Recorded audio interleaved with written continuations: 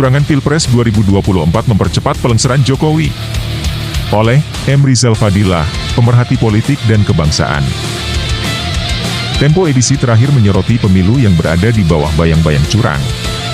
Pengerahan aparat, penyimpangan bansos serta pembonsaian hukum dilakukan Jokowi untuk memenangkan pasangan Prabowo Gibran. Sudah terbaca nyata di mata rakyat termasuk media. Tindakan sewenang-wenang Jokowi tidak boleh dibiarkan.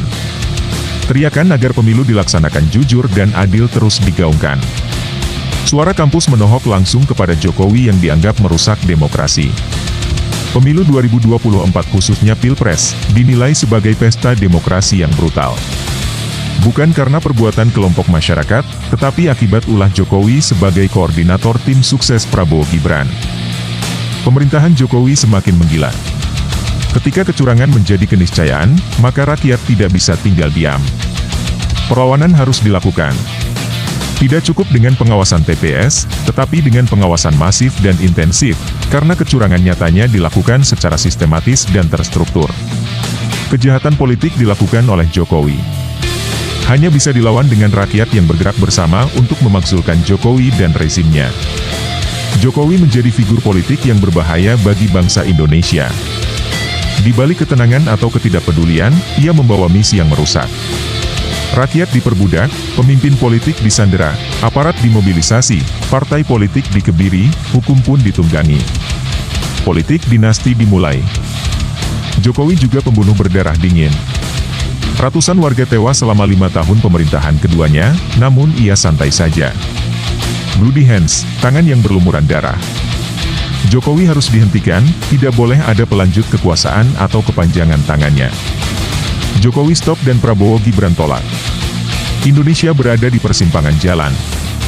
Jalan selamat atau jatuh ke jurang. Selamat jika Jokowi tidak ada, dan jatuh ke jurang jika Jokowi masih berkuasa, melalui Prabowo Gibran yang dimenangkan dengan curang. Jokowi pelanggar HAM berat, pencipta sistem korup, penculik dan penyandera tokoh politik, pemandul parlemen, serta perusak jati diri TNI dan Polri. Pemakzulan hanya tahap awal. Selanjutnya pemenjaraan. Dari nepotisme saja sudah mudah untuk diproses hukum. Jokowi melanggar pasal 22 Undang-Undang Nomor 28 Tahun 1999, Jo pasal 55 dan 56 KUHP. Gerakan aksi pemakzulan Joko Widodo, GAP Jokowi, yakni gabungan berbagai kelompok perjuangan demokrasi, melakukan aksi di depan gedung DPR MPR 12 Februari 2024, menuntut agar Jokowi mengundurkan diri, atau DPR segera memproses pemakzulan Jokowi atas dasar pengkhianatan negeri dan pelanggaran konstitusi. Pilpres 2024 dipastikan curang dengan melihat kerja kotor istana. Makzulnya Jokowi adalah keharusan. Melihat desain teriakan rezim bahwa kemenangan Prabowo Gibran akan diperoleh satu putaran, maka hal itu sama saja dengan pengakuan persiapan untuk 1000 kecurangan. Tanpa markup, quick count palsu, atau permainan angka KPU, maka mustahil Prabowo Gibran memperoleh 50% lebih suara, dengan sebaran yang disyaratkan. Angka survei adalah modal bagi pencocokan angka kecurangan. Dalil umum tentang Pilpres 2024 yaitu, pasti curang. Sebelum dibuktikan sebaliknya. Kecurangan bukan terasa lagi, tetapi teraba. Karenanya, pengkritisan dilakukan oleh berbagai kampus dan aktivis demokrasi. Ancaman rakyat terus menggema. Curang, perang. Sementara ulama memfatwakan, haram mendukung paslon curang.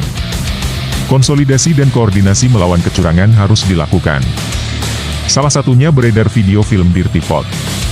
Ulama, santri, dosen, mahasiswa, buruh, emak-emak, purnawirawan, aktivis dan semua elemen lain yang peduli akan bahaya penghancuran demokrasi, harus bersiap untuk melakukan aksi bersama dalam mengawal pemilu jujur dan adil. Menekan dan mendesak agar Jokowi Raja Curang segera dilengsarkan dan diproses hukum. Bangsa dan negara dalam bahaya. Selamatkan Indonesia.